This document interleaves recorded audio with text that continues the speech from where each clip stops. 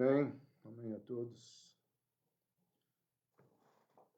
Que o Senhor nos abençoe mais nesse dia, onde nós vamos estar compartilhando aquilo que Deus estabeleceu, nesse estudo de Provérbios, capítulo 4, versículo 23. Nós estamos dentro do capítulo 4. É que são tantos versículos assim que dá muita coisa para falarmos, por isso que eu estou assim, indo um pouco mais lento, E quero explorar os outros versículos desse capítulo 4 ainda, principalmente 24, 25, até o 27 são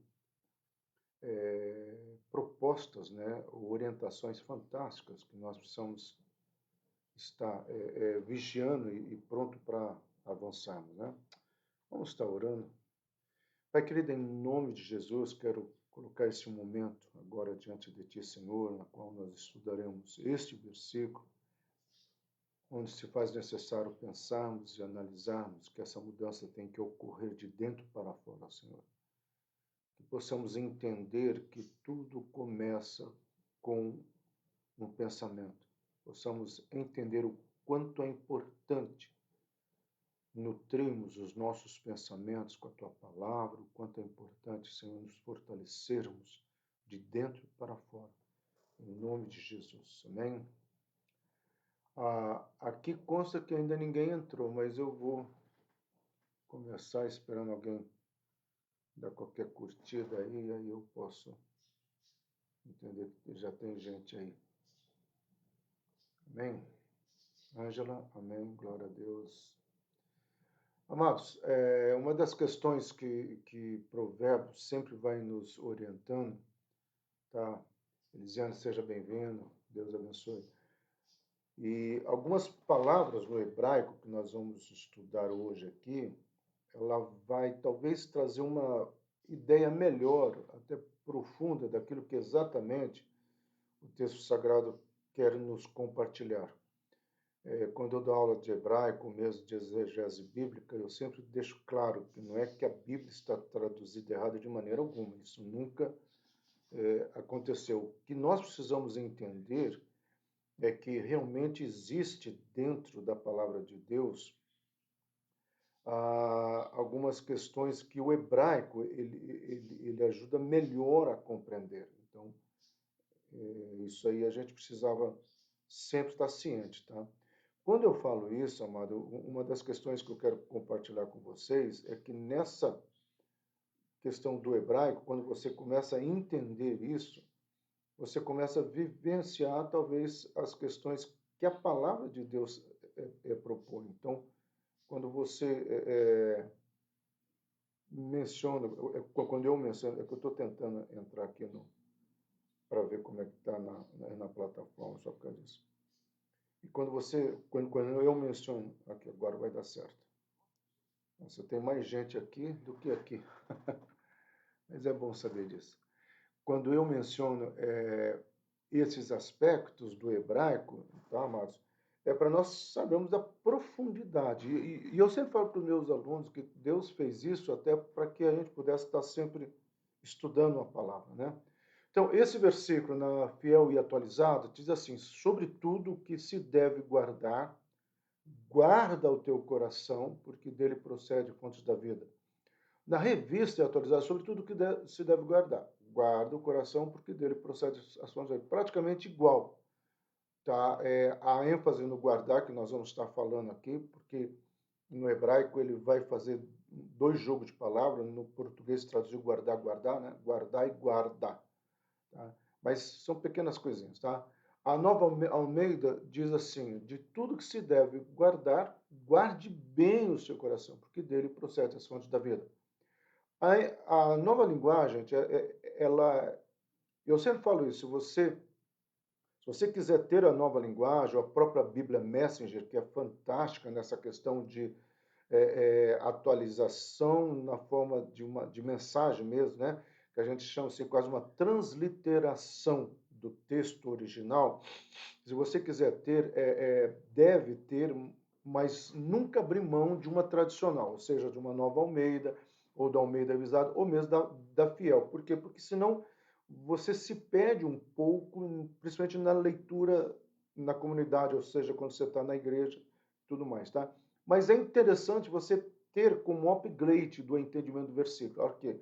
Tenha cuidado com o que você pensa, pois a sua vida é dirigida pelos seus pensamentos, tá? E é mais ou menos isso que nós vamos estar estudando aqui com o Senhor diz. Então, sobretudo que deve guardar, guarda o teu coração, porque dele procede as fontes da vida, né? A Bíblia, na linguagem de hoje, traz o seguinte: tenha cuidado com o que você pensa, tá? Como nós já lemos, pois a sua vida ela é dirigida pelos seus pensamentos. E é interessante, amado, que aqui nós poderíamos ficar um bom tempo, mas nós vamos gastar em algumas questões aqui, porque toda a luz comportamental, tá, a antropológica, sociológica, hoje, que tem gerado muitas linhas de comportamento e palestras de autoajuda, os famosos chamados coaching, né?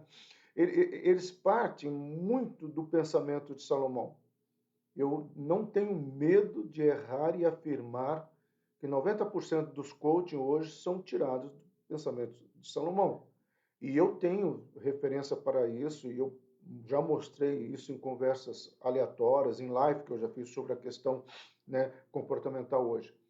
O problema todo é quando você simplesmente fica com essa questão de você ser o foco, você ser o centro, porque isso é um antropomorfismo.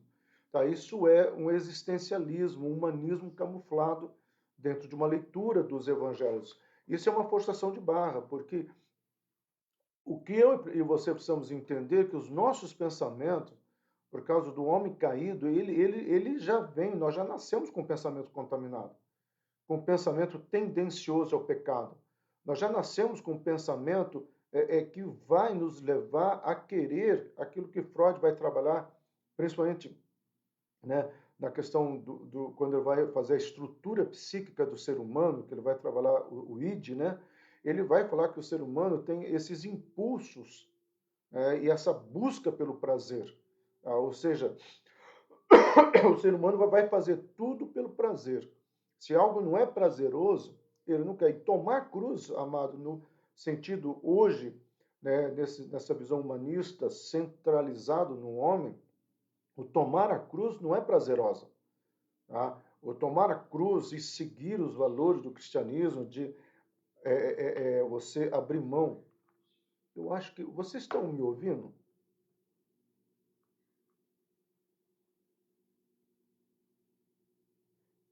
Amada, eu só quero fazer uma pergunta para vocês. Vocês estavam me ouvindo? Que eu estava sem fone. Alguém poderia colocar sim, estávamos te ouvindo?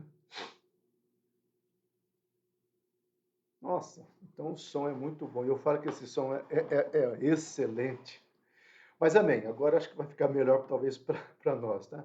Então, assim, quando você tem essa questão, tá, que é colocado nos dias atuais, é muito perigoso nós descentralizarmos, né? Eu fiquei muito feliz porque essa semana algumas pessoas sérias do cristianismo, amém, tá? Algumas pessoas sérias no cristianismo resolveram se posicionar sobre alguns pastores famosos, né, que têm usado, e um deles usou uma frase assim: Cristo é o centro e você é o centro de Cristo. Eu não sou centro de Cristo coisa nenhuma, nem eu nem você, meu amado, me perdoa. A palavra de Deus não fala que nós somos o centro de Cristo. Isso é uma teologia humanista, tá?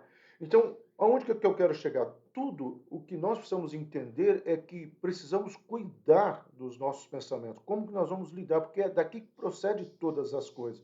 E quando você entende isso, então, por isso que o autor começa já com essa palavra mishmar, ou mishmar, né? Que significa vigiar, proteger, colocar em um baú de tesouros. Eu gosto muito dessa possibilidade de que Salomão estivesse pensando em você colocar os seus pensamentos, tá, dentro de um baú de tesouro. Um baú de tesouro não fica aberto, meu amado. Se um baú de tesouro ficar aberto, tá, você perde o conteúdo. E aqui nós podemos até dizer que há muitas coisas que Deus tem falado para nós e promessas que Deus tem colocado a nós. É aquilo que eu sempre falo, assim, que às vezes eu e você precisaríamos tomar cuidado para não sairmos, tá, contando para todo mundo. Tá? Essa é a questão aqui.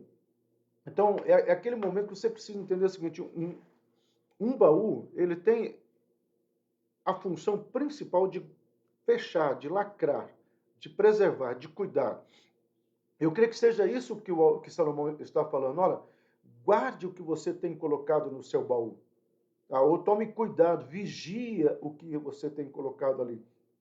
Então, guardar no coração não é se manter longe do pecado, não deixar ele apagar, ou seja, não é apenas isso. Tá? Ou seja, simplesmente porque muitas pessoas acham que, baseado naquele versículo do Salmo 119, eu guardei meu coração, né, guardei as tuas palavras no meu coração para não pecar contra ti. Ok, tem essa função de santidade, tá? Mas não é apenas isso. Mas principalmente entendemos que nossas emoções e as nossas reações, elas são originárias no nosso pensamento. Quando nós guardamos mágoas, quando nós guardamos sentimentos inadequados, quando nós ficamos aquilo que eu tenho falado remoendo. Tá? É interessante que a palavra meditar no hebraico significa você ficar, vem de uma terminologia do gado, é isso mesmo. Aquela hora que o gado pega grama e fica, né, o alimento ele fica comendo, comendo, mastigando, mastigando. Aquele ato, tá, no hebraico é meditar. O autor, todas as vezes que você encontrar medita na lei do Senhor, é como se você colocasse a palavra do Senhor nos seus pensamentos e ficasse pensando. O que Deus quer falar com isso? Qual é a mensagem que Deus quer trazer para nós? O que Deus quer colocar em? Então, diante disso, talvez 3 perguntas nós precisaríamos fazer e essas 3 perguntas nós vamos tentar responder no estudo hoje. A primeira pergunta que nós precisamos, então, o que seria guardar o seu coração ou o nosso coração? O que Salomão quis dizer com isso? A segunda pergunta é: por que eu devo guardar o meu coração? Por que é tão importante na palavra de Deus eu tomar cuidado com aquilo que está no meu coração? O que eu tenho colocado nos meus pensamentos? Vamos colocar. E nós vamos trabalhar, e quando eu fiz um estudo, né, em Deuteronômio, nós fizemos alguma série de estudos no aulão, nós estudamos muito a expressão alma, espírito, tá, dentro da cultura hebraica, coração, tá, no sentido de mentalidade. Eu já disse no aulão passado, né, numa sinagoga cristã, quando a pessoa fala assim, põe a mão no teu coração, eu botei a mão aqui no peito, né, que é o meu coração, e todo mundo botou a mão na testa. E eu fiquei pensando, mas será que o coração deles está no lugar errado? Aí depois que eu fui entender que para eles o coração é o pensamento. Então, é mais ou menos isso que eu e você precisamos entender quando nós lemos sobre coração, sobre os nossos pensamentos. E por último, né, como guardar o coração? Talvez seja essas 3 perguntas que nós vamos tentar responder aqui ao longo desse estudo. Então, guardar o coração significa se manter longe do pecado e que pensamentos ou mesmo experiências negativas que nos afetam venham comprometer o nosso caminhar. Então, é como se eu e você começássemos a analisar o que está me inquietando. Tá? Por que essa situação tem... se literalmente é uma terapeutização da nossa alma. Tem um livro do Caio Fábio, antigo, ele fala no Divã de Deus, e ele vai usar muitos salmos de Davi, onde Davi ele teve o processo que hoje, né, é usado em muitas linhas terapêuticas, né, da verbalização, de você falar alto com seus pensamentos, de você talvez tentar entender, poxa, por que isso me ofendeu? Por que isso me incomodou? Nós estamos vivendo um período hoje, amado, muito complicado nessa questão dos nossos sentimentos. Primeiro, porque é uma mensagem muito triunfalista. E essa mensagem triunfalista aí, é, é, ela detonou as pessoas. Tiago, podemos pensar em estudar Deuteronômio, porque não foi todo o livro, foram os principais pensamentos, até o título era os principais pensamentos de Deuteronômio. Podemos pensar assim, tá? Mas assim, essa centralização do homem tem levado nos dias atuais as pessoas a viver esse triunfalismo e nessa pandemia muitas pessoas se machucaram. Uma das coisas que eu falei na palestra passada que eu dei, eu vou falar semana que vem em outro lugar, e eu vou trabalhar exatamente esse aspecto do quanto que esse momento, né, de que Deus vai fazer, e muitas pessoas vieram a óbito por causa desse Covid. Então, gerou essa pergunta quase que vamos colocar assim, um sentimento até de raiva de Deus. Pô, por que que o senhor não fez nada? Eu escutei isso de um pai essa semana, mas por que que Deus, se Deus pode, por que que ele não faz? Como se Deus realmente estivesse assim, só pontuando o que ele tem que fazer. Por isso que eu brinco que nós estamos vivendo dias que daqui a pouquinho as pessoas vão tentar transformar Deus no gênio da lâmpada mágica. É um Deus que apenas quer atender os nossos pedidos e nós esquecemos do que Deus busca, não é atender os nossos pedidos. Atender os pedidos é consequência, tá? E nesse momento dessas experiências negativas que nós temos, gente, tá? Não tem como, que é só você vai assistir um filme com uma expectativa X, esse filme não corresponde às suas expectativas, já criou um sentimento inadequado. Agora você vai ficar chorando com aquilo, você vai se lamentar com aquilo, e porque não, a vida é feita dessas experiências, e essas experiências elas vão ser assimiladas conforme nós lidamos com ela. Então, o que o Salomão está dizendo seria, Silas, né, o Monte Hebron, cuidado com esses sentimentos que você está guardando no seu coração, analise eles, veja se eles podem estar no seu coração, porque muitas vezes o que está acontecendo é que nós permitimos que medos entram nas nossas vidas. Então, o medo aparece com força quando concentramos energia em situações que estão fora do nosso controle, como uma crise, como foi nessa pandemia, por exemplo. Tá? Nós entendemos que esse medo ele existe. Nós já falamos numa das vezes sobre o medo, né? Que o medo ele faz parte do caminhar das pessoas. O medo ele não é ruim, tá? Ele é saudável, é o medo que me faz tomar cuidado ao atravessar a rua. Mas quando esse medo se torna o centro das nossas vidas, quando esse medo ocupa todo o nosso pensamento, ou quando esse medo começa, né, a criar esses fantasmas, nós temos a tendência, como nessa imagem, a nos esconder nas nossas caixas. E aí essas caixas elas vêm repletas de autodefesa. Não, eu não fui naquela entrevista porque eu descobri que aquela empresa é satânica. Não, eu não fui fazer habilitação porque eu não vou pegar o carro agora. E nós começamos a tentar justificar o injustificável. Nós tentamos explicar o inexplicável. E nós não somos capazes de dizer, mas espera aí, por que, que eu realmente não fui fazer aquela entrevista? Qual é o meu maior medo? Tem uma linha do Dale Carnegie que diz o seguinte, que nós vamos vencer quando nós conseguimos entender e aceitar e trabalhar e elaborar, né, o seguinte pensamento, o que de pior pode acontecer? O pior que pode acontecer é eu não passar. Ué, mas e aí, se eu não passar, acabou o mundo? Eu não posso tentar outra vez, né? Como dizia, ou seja, tente outra vez, né? Eu não vou poder tentar de novo, não vou poder. Acabou a minha chance. Então, é essa questão, talvez, que nós precisamos estar tomando cuidado. Que tipo de pensamentos, né, eu tenho deixado ocupar a minha mente? Eu estava lendo, e hoje de manhã eu estava conversando com a Ângela, essa semana eu estou num pique de leitura que só Deus sabe. E um dos livros que eu terminei de ler é exatamente como que funciona a cultura judaica, porque é muito comum as pessoas ficarem questionando, não existe a palavra dízimo no Novo Testamento, aquela velha história, aquela velha ladainha. E aí eu fui pegar vários textos do Talmud, da Torá, e um livro que é sobre vários ensinamentos de vários rabinos, e todos eles, eu fiquei surpreso.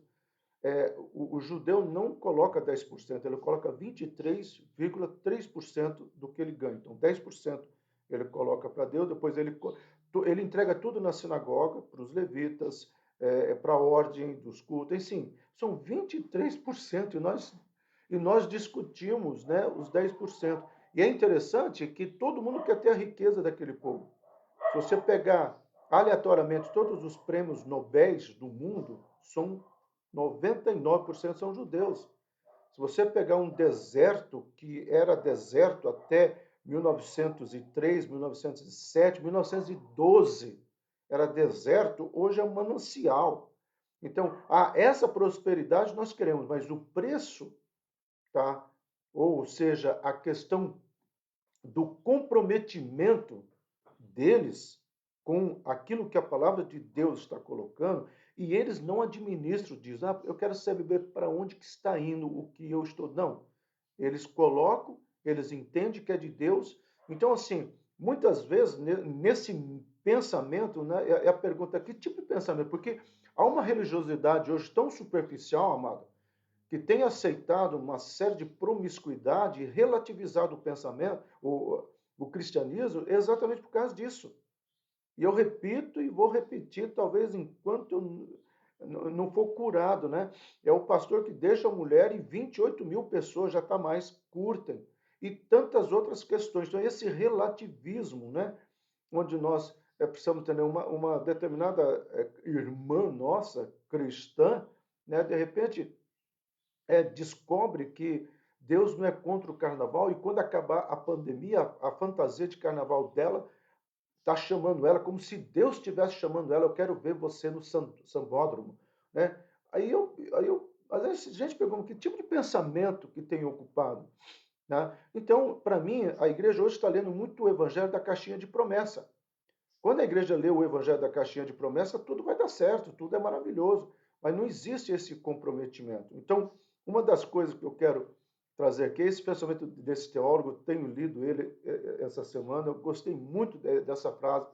Deus, garanta-me a serenidade para aceitar as coisas que eu não posso mudar, e coragem para aceitar as coisas que eu posso mudar, e sabedoria para fazer a diferença.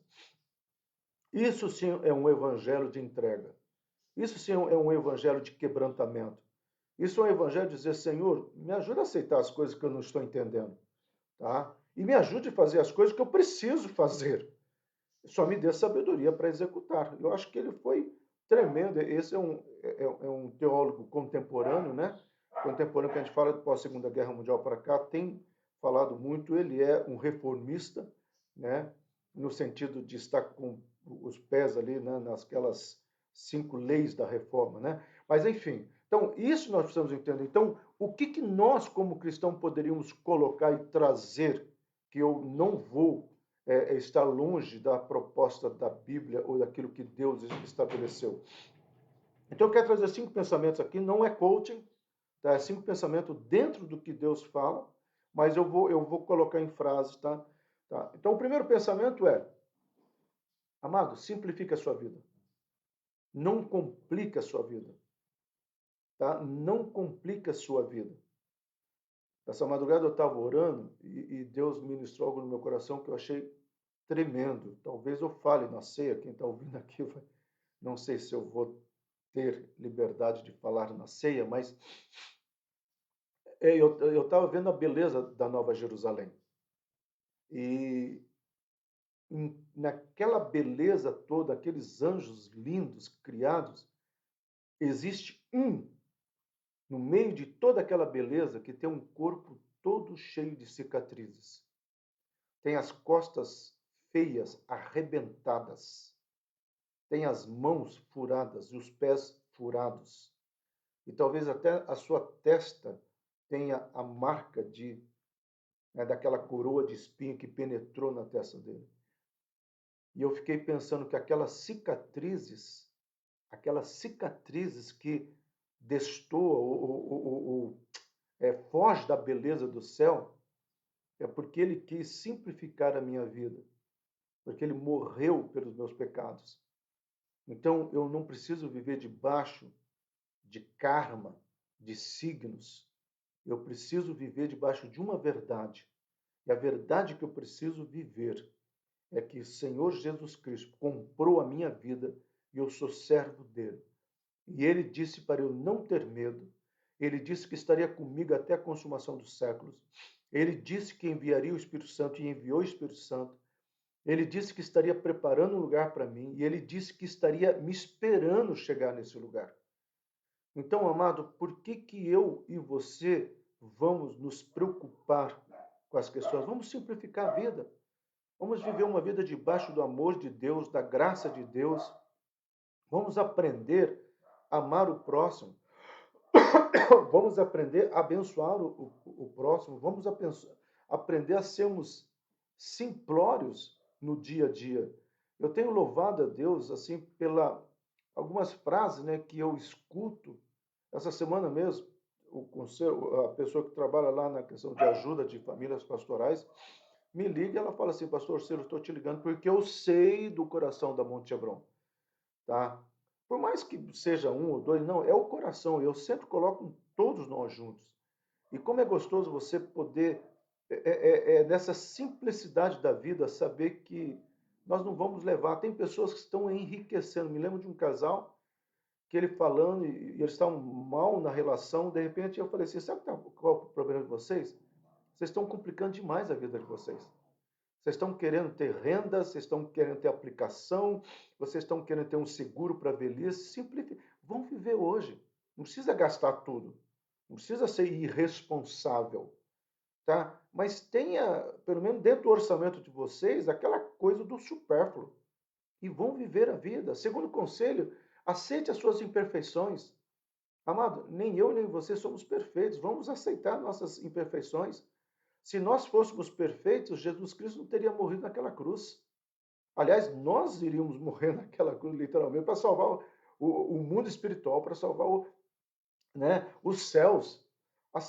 Vamos aceitar as nossas imperfeições.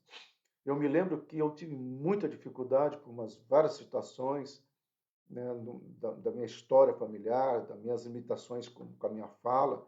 Tá? E eu me lembro que enquanto eu não aceitei, eu sempre tentava lutar, e quando eu comecei a simplificar minha vida e aceitar as minhas limitações, eu comecei a ver Deus operando, Deus fazendo.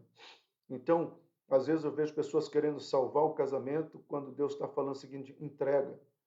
Tá? Pessoas tentando salvar isso, salvar aquilo, e Deus fala, entrega. Nós não somos perfeitos. O mundo coach está falando que você é o cara, que você é o foco, você é o centro, mas Deus está falando, não, você não é. Você é imperfeito. Terceiro conselho é assuma a responsabilidade. Não transfira a responsabilidade. Não tente justificar a sua responsabilidade. Não tente dizer, eu não fui na igreja porque, meu amado, existem situações e situações. Eu mesmo tenho preservado a Ângela, vocês sabem disso. Só que existem situações de pessoas que poderiam ir, tá? E outras questões também, pessoas que poderiam estar fazendo mais, né? Hoje eu escutei uma frase, né, de uma pessoa tem uma organização aqui na cidade, e ela vai dar uma entrevista, né? É o Pontes de Amor, né? E ela falou uma frase assim que para mim isso foi tremendo, tá? Que é exatamente isso, aceitar toda a nossa responsabilidade. E ela falou assim, o pastor Silas é uma peça importante, foi uma peça importante no processo de cura, né? Eu atendi ela lá atrás, quando houve alguma situação, nem existia ponte de amor, e eu me lembro, né? Que uma das coisas que eu trabalhei é criarmos pontes, né? E Deus trabalhou isso no coração dela. E isso é bom, amado. Isso é uma questão assim de você entender quando você assume as suas responsabilidades, o Senhor vai operacionalizando as outras questões. Outro conselho, aprenda a perdoar você e os outros. Eu estou lendo um livro, né, que fala que o mal do século, o mal desse século, é a falta de perdão. E esse livro não é evangélico, tá? Ele está falando que as pessoas, por causa da competição, por causa da necessidade de ter coisas que não precisam para agradar um monte de pessoas que elas nem conhecem, Richard Foster disse isso no livro Celebração da Disciplina, nós temos um monte de pessoas se sentindo culpadas por não ter trocado o carro, por não ter conseguido isso, não ter conseguido aquilo, e às vezes carregam esse peso, tá? Às vezes pessoas carregam o peso do outro, peso morto. É interessante que quando Paulo fala sobre perdoar o outro, e Paulo fala para nós não carregamos peso, tá? Paulo vai pegar uma palavra no grego que vem da cultura babilônica, tá? Que é a ideia, né, que eu já disse num dos aulões ou numa das mensagens, eu já falei que uma das coisas, foi quando eu preguei, né, sobre Abacuque. Uma das coisas que os caldeus faziam era pegar um parente, vamos supor, pai, matava seu filho e amarrava o filho nas costas e deixava o filho ir apodrecendo. E o pai, por estar carregando aquele peso morto, ele ia gradativamente morrendo. Paulo vai dizer que muitas pessoas estão carregando pesos mortos nas suas costas. A falta de perdão. E por último, meu amado, não compare você com as outras pessoas. Talvez sejam esses 5 pensamentos que eu queria que você pudesse preencher a sua mente. Tá? E nós estamos só na primeira parte do versículo. Simplifique sua vida. Aceite suas imperfeições. Eu espero que vocês não estejam escutando os cachorros latirem aqui, tá, amado? Eu espero que só eu esteja escutando. Simplifique sua vida. Aceite suas imperfeições. Assuma as suas responsabilidades. Aprenda a perdoar. Não compare você com os outros. Então, amado, avançando. Neste momento de ativismo que vivemos, precisamos aprender a nos aquietar e esperar em Deus. Nós precisamos tirar da nossa mente aqueles pensamentos que têm gerado em nós tristeza, desilusões, ou seja lá o que for. Nós precisamos aprender a aquietar. Uma das coisas que o Farley coloca no livro dele, né? O Farley, pastor lá de Curitiba, que caminhava com o Luciano Subirá, está montando uma igreja grande agora lá, chamado Cornerstone Church, né?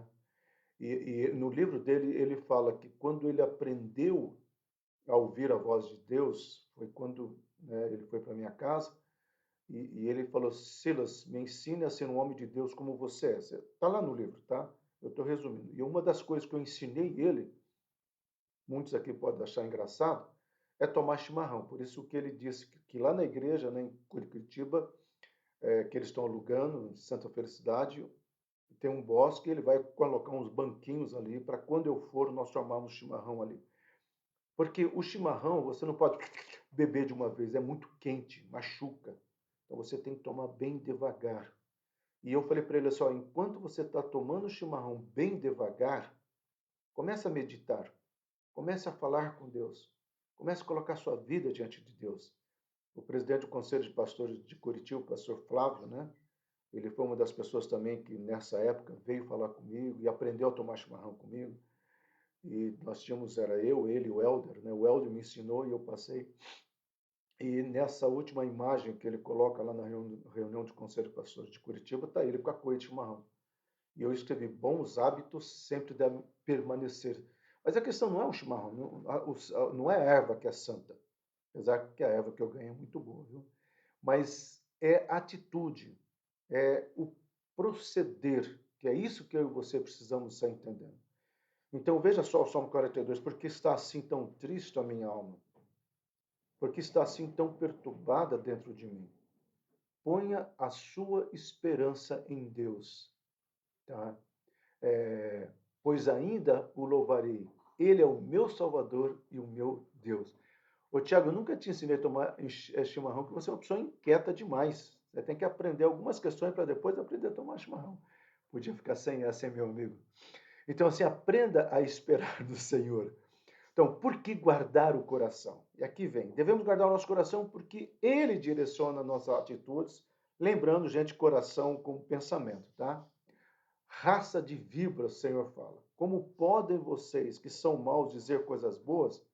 Pois a boca fala do que o coração está cheio. Ou seja, a boca está falando aquilo que está cheio no coração. E é isso que nós estamos trabalhando, e é isso que eu quero que vocês entendam o que significaria se guardar o coração.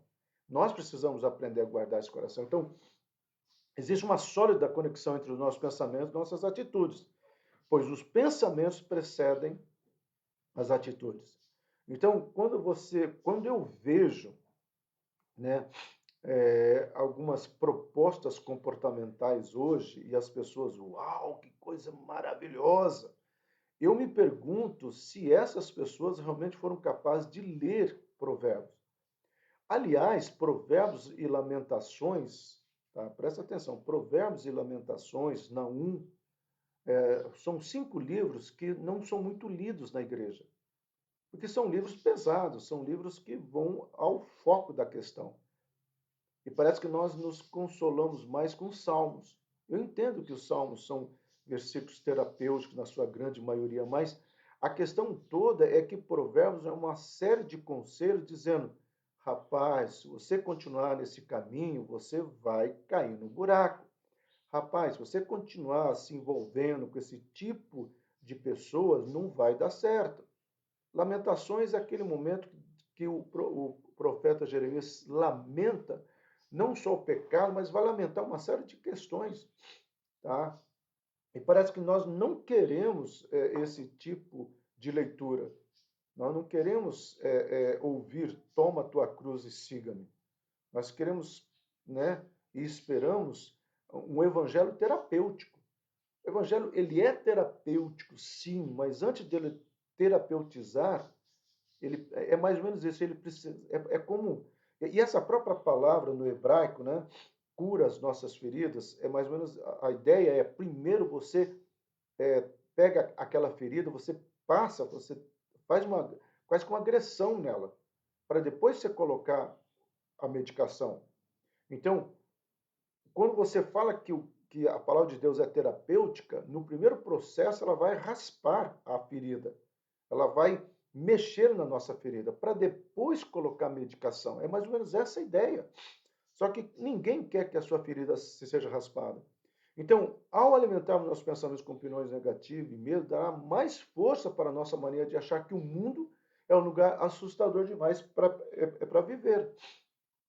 Então, é claro, amado, diante daquilo que a palavra de Deus está falando, e nós precisamos tomar cuidado com aquilo que nós pensamos, só que é um processo que nós queremos já pensar e acontecer como se nós tivéssemos, né, as 5 pedras mágicas nas mãos e pronto, eu faço isso, eu anulo, eu construo, eu faço o que tem que ser feito, né? Eu tiro o Thanos da minha vida, né? A palavra morte, né? Existencialmente falando. Mas a realidade não é essa. A realidade é que existe um processo. Por isso que Jesus fala, toma a tua cruz e siga-me. Ele não fala, toma a tua cruz e fique sentado esperando o chofar tocar, né? Não, ele fala, toma a tua cruz e siga-me. Então, quando nós escutamos a palavra de Deus dizendo, Silas, o que você tem enchido o seu pensamento? Quais são as coisas que você tem colocado no seu dia a dia? Que tipo de pensamento você tem trazido? Pois quando Davi fala, e nós lemos aqui o Salmo 42, ele fala, minha alma, aquieta-te e espera, aprenda a esperar em Deus. E esse esperar em Deus, né, o Tiago fala assim, por que eu nunca ensinei ele a tomar chimarrão, Tiago? Esse esperar em Deus, às vezes, é você pegar o chimarrão e tomar devagar, com muito cautela, não é queimando tudo por dentro. É dizer, Senhor, o que a sua palavra quer dizer com isso? Aonde a sua palavra quer me levar? E a palavra de Deus, meu amado, a Nancy está rindo, porque a Nancy sabe o que é tomar um chimarrão, tem que tomar devagar mesmo, né? E nós precisamos entender que a palavra de Deus quer nos levar somente num lugar, não é no trono, como um pastor falou essa semana, né? Deus quer nos levar a sentar no trono como reis. Eu entendo que está em Apocalipse 1, versículo 3. Eu entendo que está lá. Versículo 9, desculpa. Né? Está lá. Ele nos constituiu reis e sacerdotes. Eu entendo isso. Tá ok? Mas a palavra de Deus não nos quer levar para sentar naquele trono. Naquele trono já tem alguém sentado. A palavra de Deus quer nos levar para a cruz. Só que nós não queremos a cruz, nós queremos o trono. Então, é esse tipo de pensamento que nós precisamos combater, esse pensamento triunfalista, esse pensamento que tem levado as pessoas a viverem algo que não está dentro daquilo que o Senhor propôs. Então, a terceira pergunta que eu coloquei no estudo hoje, né? Nós já vimos duas, a terceira é como guardar o coração. Alguém disse que cada pecado que cometemos é cometido duas vezes.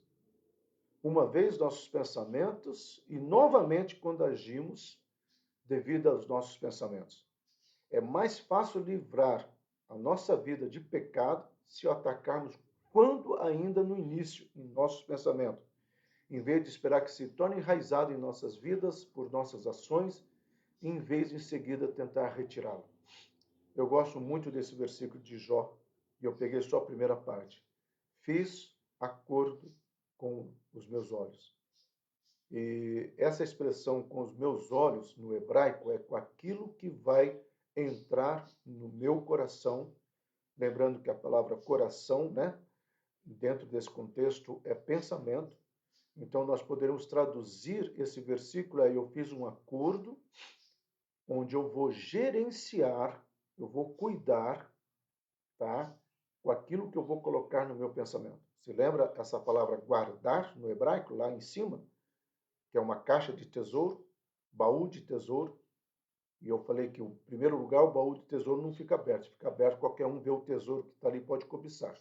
Então, guardar, no sentido, é você colocar bons tesouros, e vigiar. Sim, olhos, os olhos são as lâmpadas do corpo. O salmista vai dizer isso, né? Por isso que ele fala, e lâmpada para os meus pés é a tua palavra, né? Então, ilumina os meus olhos, pensamento, e a tua palavra se torna lâmpada. Tá? Então, quando você começa a entender isso, você começa a avançar naquilo que o Senhor está falando. Então, quem é que domina o seu cérebro? Quando Salomão se refere a guardar o coração, ele está se referindo ao núcleo interior de uma pessoa, aos pensamentos, sentimentos, desejos, vontade, escolha que faz dessa pessoa o que ela é ou o que ele é. É como se você estivesse aí, como essa imagem, né? Literalmente domesticando. Essa imagem, amado, para mim, ela é a imagem que mais fala sobre uma palavra no grego, domínio próprio. A expressão de domínio próprio vem da ideia de você sentar num cavalo, pegar as rédeas e a você conduzir. Aquele leme da nau, né, do barco, vem dessa ideia. Tá? O barco é enorme, mas é um pequeno leme que direciona. Por isso que Tiago vai falar que a língua, né, é como ali, ele direciona, porque a língua é resultado daquilo que nós pensamos, ou daquilo que está cheio no nosso coração. Então você vê que todas as questões bíblicas elas estão conectadas. Então quem é que tem dominado? Quem é que tem direcionado? Então a Bíblia diz que nossos pensamentos geralmente determinam quem nós vamos nos tornar. Não só em Provérbios, versículo 7, mas no 27:13 também vai falar isso. Então, se fizéssemos uma tomografia ou um raio-x, né, da nossa cabeça, deveriam aparecer, né, um peixinho lá dentro. Não, e o cara vai perguntar, nossa, você gosta tanto de sushi assim? Não, isso não é um peixe, né, do sushi, do sashimi, né? Não, esse é um peixinho que mostra que Cristo é o Senhor da minha vida, né? Os meus pensamentos estão cheios daquilo que a palavra de Deus me direciona. E aí nós avançamos nessa verdade. Então, a mente de um homem reflete quem ele é, não apenas suas ações ou palavras. É por isso que Deus examina o coração de um homem, não apenas a aparência externa, o que parece ser. Lembra quando Samuel foi escolher, tá? Samuel foi escolher por uma questão racional, lógica, não dá para culpá-lo. E quando o Senhor fala, ele vai ser rei que vai substituir a Saul, se você for ver o texto lá de 1 Samuel, você vai ver a beleza de Saul, o tamanho de Saul. Saul era um cara bonito, Saul. E nós não temos nenhuma descrição da beleza de Davi. Mas Deus mostra ali que ele não estava atrás de uma aparência estética. E aqui nós vamos pegar Abacuque, Miqueias, Amós, capítulo 5, que é um capítulo mais forte que o capítulo 5 de Amós, onde o próprio profeta fala: Deus está indignado com os vossos cultos. Como assim, Senhor? Nós fazemos os cultos aqui na igreja para a honra do teu nome. Aí Deus fala: vocês não têm me honrado é nada. Tá? O cara que vem tocar com o coração, talvez uma semana não muito digna no altar, tá? Vem tocar para se aparecer, quer cantar para se mostrar, quer tocar para dizer que sabe. O pregador vem pregar o que não vive, o pregador quer mostrar que ele é bom no grego, no hebraico, na teologia, e vocês estão aqui simplesmente porque estão aqui. Você já pensou, meu amado, Deus chegando para uma igreja falando tudo isso? Terrível, terrível. Tá? Mas por isso que Jeremias, a partir do capítulo 7, Deus fala, olha, comece a trabalhar o seu coração. Músico, vão lá com o coração aberto para louvar o Senhor. Vão lá para cantar ao Senhor. Louvores de gratidão. Toquem para Deus. Pregador, pregue a palavra de Deus. Pregue aquilo que Deus está falando ao seu coração. Pessoal, venham para minha casa, Deus falando, para receber do melhor que eu tenho para vocês. e hoje é domingo de ceia, né? Então, é aquele momento que nós nos apresentamos aí, tá? Toda a linha da antropologia e da sociologia concorda com esse quadro que é a pirâmide de Maslow, né? A famosa pirâmide de Maslow, nós usamos ela já no Salmo 23. Mas aqui, primeira questão que o homem busca, Maslow coloca assim que a base da pirâmide, todo ser humano ele vai buscar segurança, ele quer ser segurança. Os nossos pensamentos eles são preenchidos com desejos de segurança. Tá? E quando você pensa nisso, ó, todo cristão está preso a uma guerra constante interna entre crer ou não crer. A nossa segurança, meu amado, não está no nosso alarme, tá? Isso é bom, no seguro dos nossos bens, isso é bom, mas a nossa segurança está em crer que realmente o Senhor está conosco. Ele vai na nossa frente, ele abre as portas fechadas. É claro, amado, que vai ter momento que eu não vou entender o mover de Deus, o agir de Deus. Eu me lembro daquela história, aquele missionário que esteve na Monte Hebron, né, ali do Haiti, quando ele ganhou aquele ônibus. Até a igreja Monte Hebron participou na compra do ônibus, porque foram várias igrejas de Uberlândia. E só que ele não conseguiu comprar um ônibus bom, zero, para levar as crianças, né? Eu tenho um orfanato, tinha um orfanato lá no Haiti. E aí ele levou um dia as crianças para fazer um passeio, mas o ônibus vivia quebrando.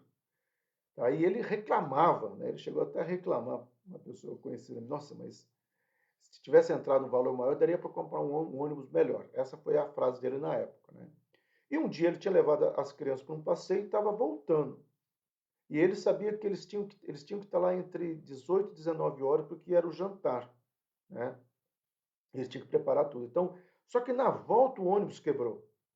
E as crianças desceram e ele chegou, isso ele contou aqui na Monte Hebron, até num ato de pedido de perdão, né?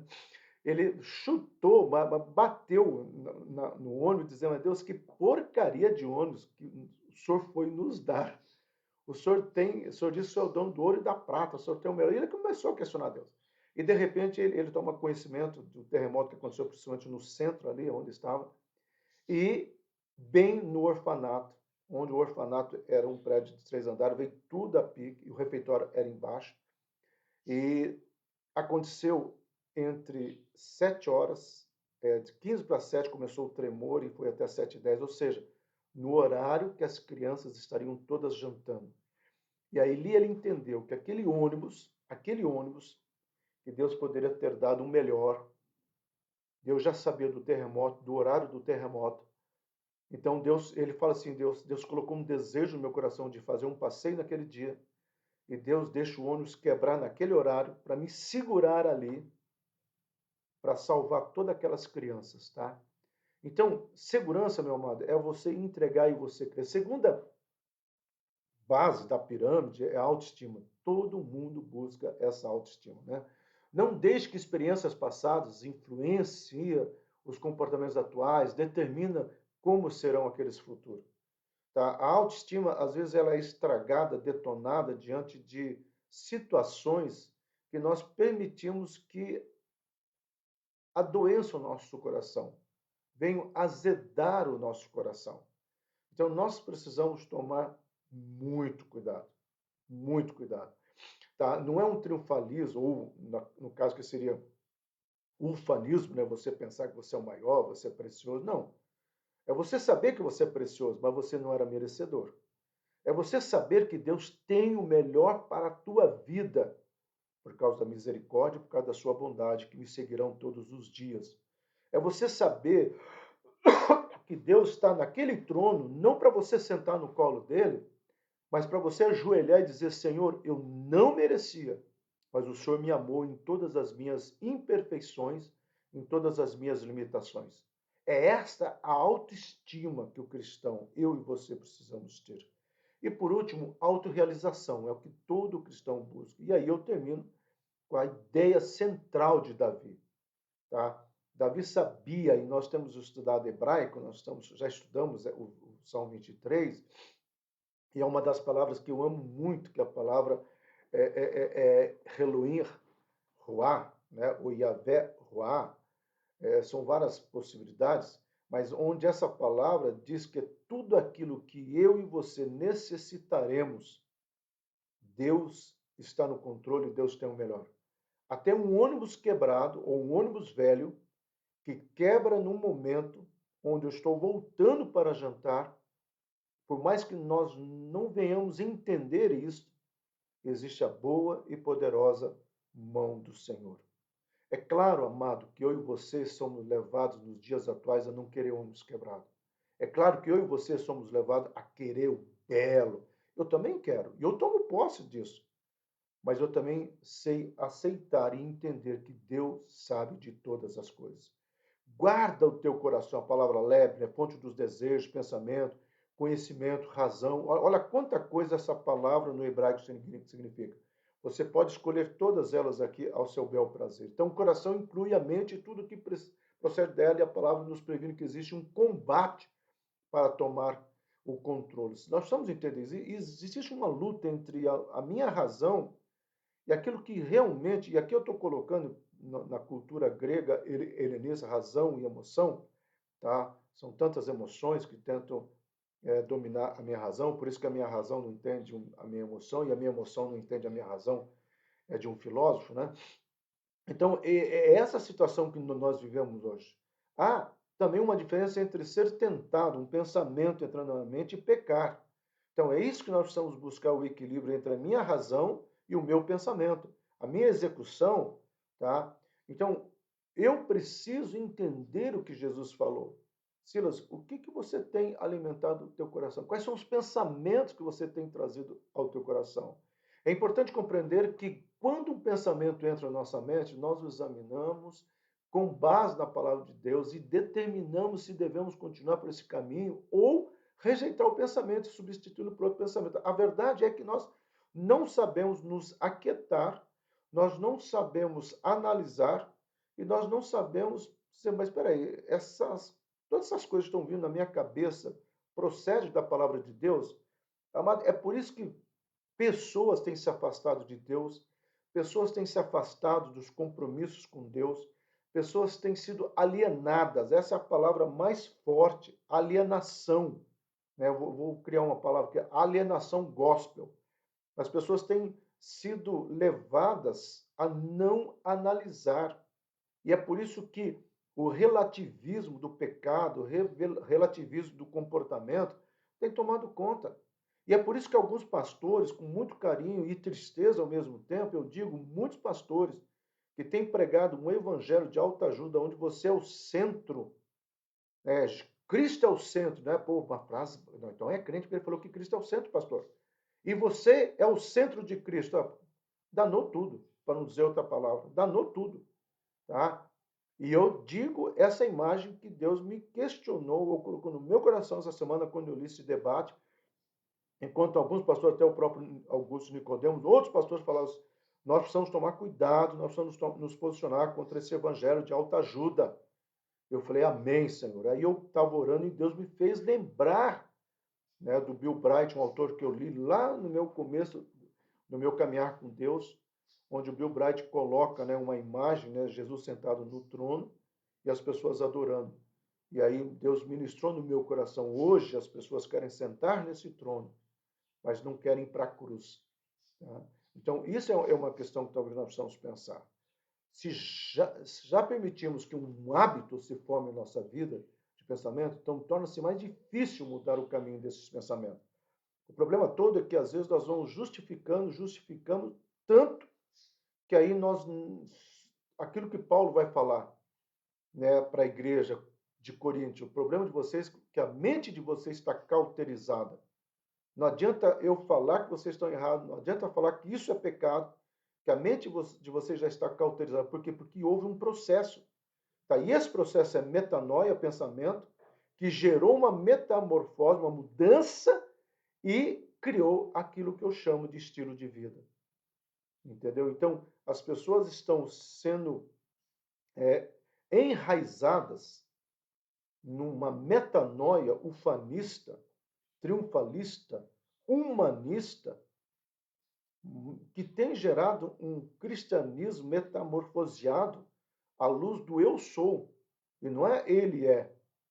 Entendeu? Não é mais o Senhor falando para Moisés, diga o eu sou, te mandei. É o Moisés dizendo, olha, eu sou o cara, eu fui escolhido, Deus falou comigo, eu sou o cara, está aqui o cajado, olha, vocês vão me obedecer. E muitas pessoas têm criado esse estilo de vida e depois as coisas não dão certo e elas querem saber por que não estão dando certo. Então, o autor termina, ó, porque daí se produz ou se processa a fontes da vida. A palavra vida aqui, que é a palavra shaya, que é realizar, alcançar um objetivo, ou concretizar esse sonho.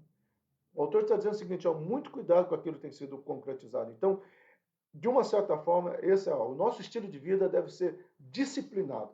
A Bíblia diz em 1 Coríntios 9, 25, ora, eles os fazem para alcançar uma coroa corruptível, mas nós uma incorruptível. Paulo está falando o seguinte, olha, igreja de Coríntios, que tipo de coroa vocês estão querendo? Da onde você quer ter o sucesso? Da onde você quer ter o reconhecimento? Paulo fala assim, ó, as pessoas estão buscando um sucesso, uma coroa, vamos colocar a palavra coroa como sucesso, que é corruptível, que vai passar. Esse refrão que eu coloco ali é muito isso, idealize, né? Pense, tente, faça, mas faça o quê? Faça de novo segundo a luz da palavra de Deus.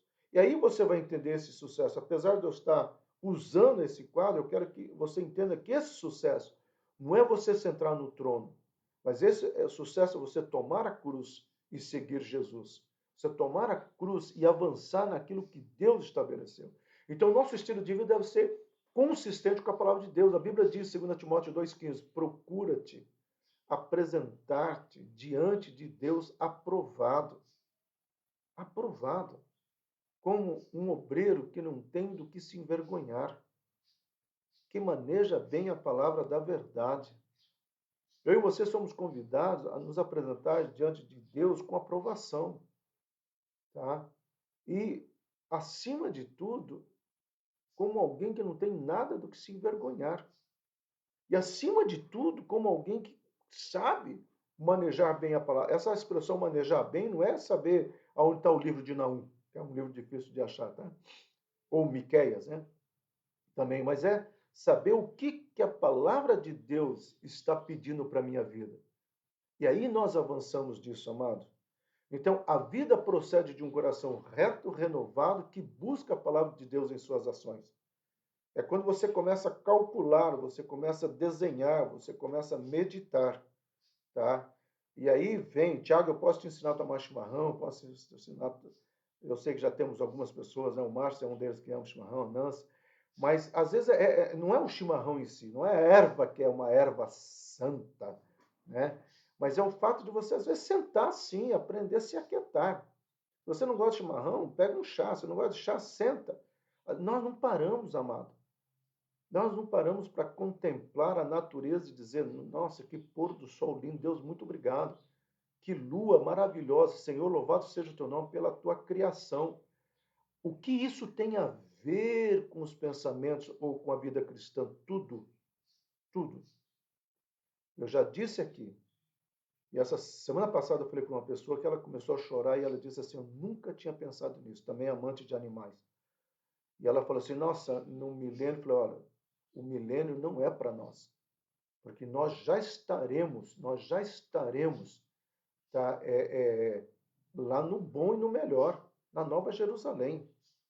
Por que nós vamos voltar para cá? Para a natureza, para os animais, para a própria criação de Deus se alegrar com o mundo sem pecado, onde nós iríamos interagir com todos os animais.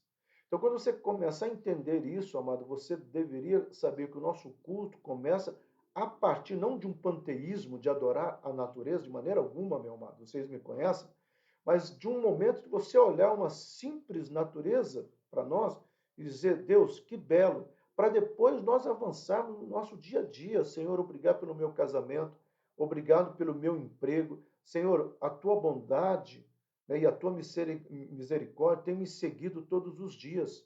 E aí sim nós chegamos a um ponto máximo, né? A fórmula é simples para vivermos, tá? Uma vida de vitória. Vivemos por aquilo que Deus nos fala e não pelas nossas ou pelos nossos 5 sentidos naturais, olfato, né? Tato, paladar, visão, audição, mas precisamos cuidar dos nossos pensamentos. Então, eu encerro o estudo de hoje, amado, dizendo o seguinte: a fórmula para viver é simples. Eu e você precisamos aprender a viver com aquilo que Deus estabeleceu sobre as nossas vidas. Alguém colocou onde estão os livros da Bíblia que aprenderam no Ministério Infantil. É interessante, amado, que tem crianças hoje, pelo menos na Monte Hebron, sendo mais ensinados na Bíblia do que muitos crentes marmanjos grandes em outros lugares aí. Eu prego a Bíblia aqui na Monte Hebron, eu ensino a Bíblia aqui na Monte Hebron, o Ministério Infantil ensina, os adolescentes têm ensinado a Bíblia. Então, nós precisamos entender isso. Aonde que eu e você vamos? E eu encerro, amado, com aquele pensamento que essa semana mexeu muito comigo por causa dessa frase desse pregador, que você é o centro, né? E o exemplo que eu dei daquele pastor que veio testemunhar com nós da Monte Hebron e outras igrejas de cidade juntou um recurso para comprar um ônibus. E aí vem aquele ônibus velho que eu já contei, mas só pegar o feeling da questão, né?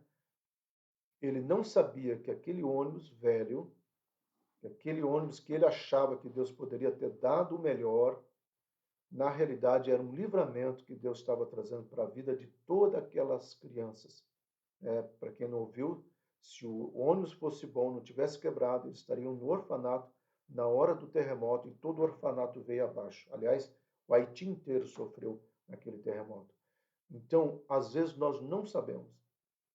O que nós precisamos saber? E que tipo de pensamento nós precisamos criar na nossa alma, tá? No nosso coração? De que há coisas, amado, que eu e você não vamos entender.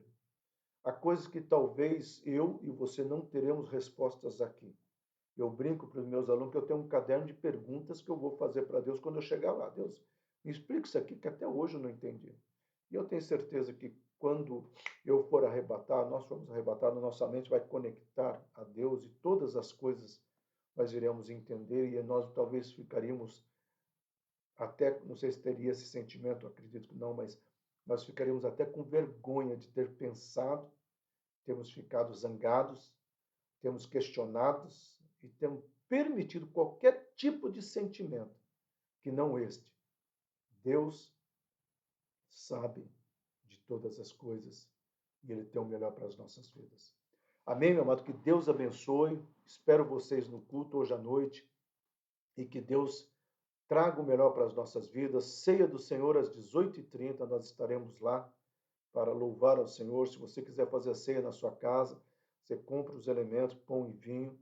Tá? Se você não quiser ter o pão e o vinho, apenas participe em comunhão conosco, em nome de Jesus. Amém? Deus abençoe. Priscila, Deus abençoe. Rosângela, todos vocês que eu não tinha falado ainda, em nome de Jesus.